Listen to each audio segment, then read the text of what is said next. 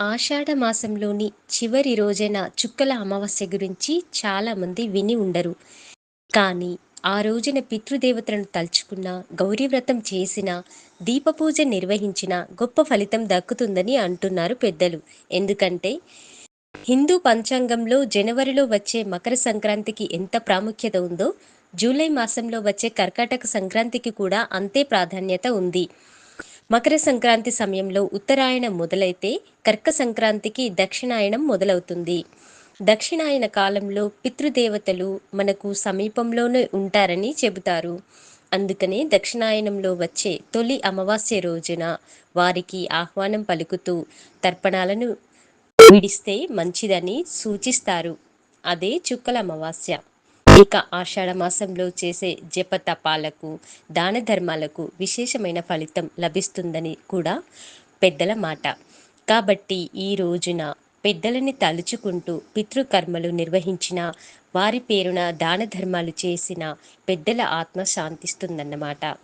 ఆషాఢ అమావాస్య రోజున గౌరీ పూజ చేయడం కూడా మంచిదట. ఆషాఢ అమావాస్య మర్నాటి నుండి శ్రావణ మాసం మొదలవుతుంది. శ్రావణ మాసం అంటే పెళ్లి ముహూర్తాలు మొదలయ్యే కాలం. కాబట్టి ఈ శ్రావణంలో అయినా మంచి పెళ్లి సంబంధం కుదరాలని కోరుకుంటూ మాసానికి ముందు రోజైన కన్నెపిల్లలు గౌరీదేవిని పూజిస్తారు. ఇందుకోసం పసుపు ముద్దని గౌరీదేవిగా భావించి ఆమెను కొలుచుకుంటారు. బియ్యపు పిండితో చేసిన కుడుములను అమ్మవారికి నైవేద్యంగా సమర్పిస్తారు. ఈ రోజు గౌరీ పూజ చేసుకుని ఆమె రక్షను ధరించిన అవివాహితులకు త్వరలోనే వివాహం జరుగుతుందని నమ్ముతారు. ఈ అమావాస్య రోజున అవివాహితులే కాదు, కొత్త కోడళ్ళు కూడా చుక్కల అమావాస్య పేరుతో ఒక నోముని నోచుకుంటారట. ఇందుకోసం గౌరీ పూజను చేసి సంధ్య వేళ వరకు నిష్టగా ఉపవాసాన్ని ఆచరిస్తారు. అమ్మవారి ముందు 100 చుక్కలు పెట్టి వాటి మీద 100 దారపు పోగులను ఉంచుతారు. ఆ దారపు పోగులను ఒక దండగా అల్లుకొని మర్నాటి వరకు ధరిస్తారు. స్థోమత ఉన్నవారు నోము సందర్భంగా బంగారపు చుక్కలను కూడా దానం చేసేవారట. దక్షిణాయనం ఖగోళానికి సంబంధించిన పండుగ కాబట్టి ఆకాశంలో చుక్కలను సూచిస్తూ ఈ నోము మొదలై ఉండవచ్చు. తమ మాంగళ్యం కలకాలం ఉండాలన్నదే ముత్తైదువుల కోరిక కదా. ఆషాఢ బహుళ అమావాస్య నాడు కొన్ని ప్రాంతాలలో దీపపూజ చేయడం కూడా కనిపిస్తుంది. ఆషాఢ మాసంతో సూర్యుడు దక్షిణాయనికి మరలుతాడు. రాత్రి వేళలు పెరుగుతాయి, చలి మొదలవుతుంది. చలి, చీకటి అనేవి అజ్ఞానానికి, బద్ధకానికి, అనారోగ్యానికి చిహ్నాలు. వాటిని పారద్రోలి వెలుగుని, వేడిని ఇచ్చేవి దీపాలు. అందుకు సూచనగా దీపపూజని చేస్తారు.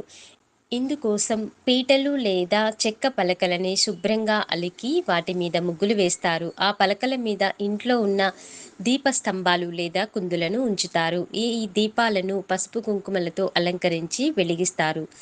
మనం అంతగా పట్టించుకొని చుక్కల అమావాస్య వెనకాల ఇన్ని తతంగాలు ఉన్నాయన్నమాట. అమావాస్య నియమాలు: పితృదేవతలకు ప్రీతికరంగా నువ్వులు, గుమ్మడికాయ, అనపకాయ దానంగా ఇవ్వవచ్చు. అమావాస్య నాడు పితృదేవతలకు తర్పణాలు ఇవ్వవచ్చు. తలస్నానం చేయవచ్చు, కానీ తలంటు స్నానం చేయరాదు. వంశాభివృద్ధి కలగడం కోసం ఒక పూట మాత్రమే భోజనం చేయండి. బీద సాధులకు నీటి వసతులు ఏర్పాటు చేయండి. శుభకర్మలు చేయరాదు. శాంతి కర్మలు, పౌష్టిక వేద సంస్కృతి కర్మలు చేయవచ్చు. సాయంత్రం సంధ్యా సమయాన తలకి నూనె పెట్టుకోరాదు. క్షుర కర్మలు చేసుకోరాదు. బూజులు దులిపి ఇల్లు కడిగి సాంబ్రాణి ధూపం వేయాలి. కొత్త పనులు ప్రారంభించరాదు. పాత పనులు ఆపరాదు. అన్నదానం, వస్త్రదానం విశేషం.